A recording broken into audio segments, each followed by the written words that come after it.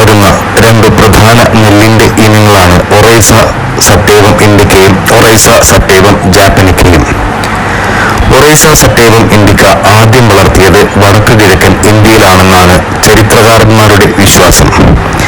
അവിടെ നിന്നും കൃഷി ബർമ്മ, തായ്ലൻഡ്, ലാവോസ്, വിയറ്റ്നാം, തെക്കൻ ചൈന എന്നിവിടങ്ങളിലേക്ക് വ്യാപിച്ചു. കാട്ടുനെല്ലിൽ നിന്ന് തെക്കൻ ചൈനക്കാർ വളർത്തിയെടുത്തതാണ് ജാപ്പനിക്ക. അതാകട്ടെ ഗ്രീക്കുകാർക്ക് മുൻപ് തന്നെ ഇന്ത്യയിൽ എത്തുകയും ചെയ്തു. ചൈനയുടെ ചരിത്രരേഖകൾ പറയുന്നത് നെൽകൃഷിക്ക് 4000 വർഷത്തെ പഴക്കമുണ്ടെന്നാണ്. നെല്ലിനെ കുറിച്ചുള്ള ആദ്യ പരാമർശം യജുർവേദത്തിലാണ്. പിന്നീട് പല സംസ്കൃത ഗ്രന്ഥങ്ങളിലും പലപ്പോഴായി പരാമർശമുണ്ട്. 2 സഹോദരന്മാർ നെൽമണി പോലെ ആയിരിക്കണം എന്നൊരു ചൊല്ലു തന്നെ ഭാരതത്തിലുണ്ട്. വളരെ അടുത്തതും എന്നാൽ ഒട്ടിപ്പിടിക്കാത്തതും ആയിരിക്കണം. ഉർവരതയുടെയും സംശുദ്ധിയുടെയും പ്രതീകമായി നെൽമണിയെ കാണുന്നു. അതുകൊണ്ടാണ് നവദമ്പതികളെ അരിയറിഞ്ഞ് സ്വീകരിക്കുന്നത്. ഇന്ത്യയിൽ കുഞ്ഞുങ്ങൾ കട്ടിയാഹാരം കഴിച്ചു തുടങ്ങുമ്പോൾ ആദ്യം കൊടുക്കുന്നത് അരി ആഹാരമാണ്. ഇന്ത്യൻ ഉപഭൂഖണ്ഡത്തിൽ നെൽകൃഷിയുടെ ആദ്യ തെളിവുകൾ വടക്കു കിഴക്കൻ മേഖലയിൽ 2000 BC മുതലാണ്. വർഷം മുഴുവൻ നിൽക്കുന്ന കാടൻ ഇനം ഇപ്പോഴും ആസാമിലും നേപ്പാളിലും വളരുന്നുണ്ട്. 1400 BC-യോടെയാണ് ഇത് കണ്ടെത്തിയത്. പിന്നീട് അത് ദക്ഷിണേന്ത്യയിലും കണ്ടു തുടങ്ങി. അവിടെ നിന്നും ഉർവരമായ എല്ലാ നദീതട സമതലങ്ങളിലേക്കും അത് വ്യാപിച്ചു. കൃഷിയും പാചകരീതിയും പടിഞ്ഞാറ് നിന്ന് വ്യാപിച്ചതായാണ് കരുതപ്പെടുന്നത്. ദക്ഷിണ യൂറോപ്പുകാർ അരി വളരെ ഹൃദ്യമായ ഒരു ധാന്യമായി സ്വീകരിച്ചിരിക്കുന്നു. ഇന്ന് അന്റാർട്ടിക്ക ഒഴികെ എല്ലാ ഭൂഖണ്ഡങ്ങളിലും നെൽകൃഷിയുണ്ട്. ഉൽപ്പാദിപ്പിക്കപ്പെടുന്ന നെല്ലിന്റെ സിംഹഭാഗവും വരുന്നത് India, China, Japan, Indonesia, Thailand, Burma, Bangladesh എന്നീ ഏഷ്യൻ രാജ്യങ്ങളിൽ നിന്നാണ്. ലോകത്ത് ഉൽപ്പാദിപ്പിക്കപ്പെടുന്ന നെല്ലിന്റെ 92% ഉൽപ്പാദിപ്പിക്കുന്നത് ഏഷ്യൻ കർഷകരാണ്. ആഗോളതലത്തിൽ 550 മില്യൺ ടൺ അരി അല്ലെങ്കിൽ നെല്ല് ഉൽപ്പാദിപ്പിക്കുന്നു. കൃഷി ചെയ്യുന്ന ആയിരക്കണക്കിന് നെല്ലിനങ്ങൾ ഇന്ന് നിലവിലുണ്ട്. നെല്ലിന് കടക്കിൽ നിന്ന് വളരുന്ന ശാഖോപശാഖകളോടുകൂടിയ 4 വേര് പടലമാണ്.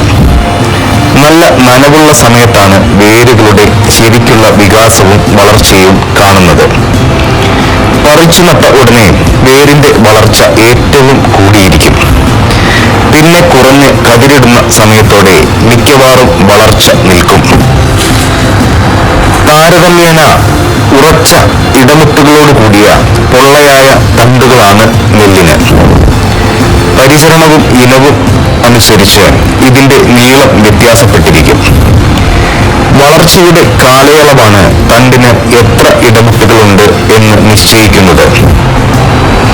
വളർച്ചയെത്തിയ ഒരിലയ്ക്ക് 4 പ്രധാന ഭാഗങ്ങൾ ഉണ്ടായിരിക്കും. ഇലപ്പോള അഥവാ ഇലത്തണ്ട്, ഇലപ്പരപ്പ്, ലിഗ്യൂൾ, ഓറിക്കിൾ.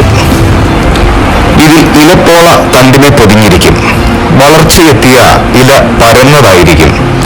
അതിന്റെ നീളവും വീതിയും പരിചരണവും ഇനവും അനുസരിച്ച് വ്യത്യാസപ്പെട്ടിരിക്കുന്നു. പോളയ്ക്കും ഇലപ്പരപ്പിനും ഇടയിലുള്ള ഭാഗമാണ് കോളർ. പോളയുടെ വീർത്ത അടിഭാഗം തണ്ടിനോട് ചേർന്നിരിക്കും. ഒരു സമ്പൂർണ്ണ പുഷ്പമാണ് നെല്ലിൻ പൂവ്. കതിരിന്റെ തുമ്പിൽ നിന്ന് തുടങ്ങി അടിയിലേക്ക് പുഷ്പിക്കൽ വ്യാപിപ്പിക്കുന്നു. കാലാവസ്ഥയ്ക്കും ഇനങ്ങൾക്കുമനുസരിച്ച് പുഷ്പിക്കൽ 6 മുതൽ 10 ദിവസം വരെ നീണ്ടു നിൽക്കുന്നു. നേരം പുലർന്നതിനു ശേഷവും ഉച്ചയ്ക്ക് മുൻപ് ആയുമാണ് പുഷ്പിക്കൽ. സ്വയം പരാഗണമാണ് നെൽച്ചെടിയിൽ. പരാഗരേണുക്കൾ പൂ വിടരുന്നതിന് തൊട്ടു മുൻപോ വിടർന്ന ഉടനെയോ പതിക്കുന്നു. മഴക്കാറുള്ളപ്പോഴോ മഴയുള്ളപ്പോഴോ തണുത്ത കാലാവസ്ഥയിലോ സാധാരണ പുഷ്പിക്കൽ വൈകുകയോ നിന്നു പോകുകയോ ചെയ്യും. കതിർ തലനീട്ടി 30 മുതൽ 40 ദിവസത്തിനുള്ളിൽ സാധാരണ മുട്ടെത്തുന്നു. എല്ലാ മുട്ടുകളും ഉണ്ടായി ഇടമുട്ടുകൾ വികാസം പ്രാപിച്ചതിനു ശേഷമാണ് കതിർ വരാൻ തുടങ്ങുന്നത്. കൃഷിയിടത്തിൽ കതിർ കാണാൻ തുടങ്ങുന്നതിന് 3-4 ആഴ്ചകൾക്ക് മുൻപ് തന്നെ കതിർ ഉണ്ടായി തുടങ്ങിയിരിക്കും. മിക്കവാറും എല്ലാ ഇനങ്ങളിലും നിറയെ നെൽമണികൾ ഉണ്ടാവുകയും കതിർ വിളയുകയും ചെയ്യും. ചരിത്രാതീത കാലം മുതൽ വളർത്തിപ്പോരുന്ന ഒരു ഭക്ഷ്യധാന്യമാണ് നെല്ല്. ഇന്ന് ലോക ജനതയെ നിലനിർത്തുന്നത് ഈ ധാന്യമാണ്.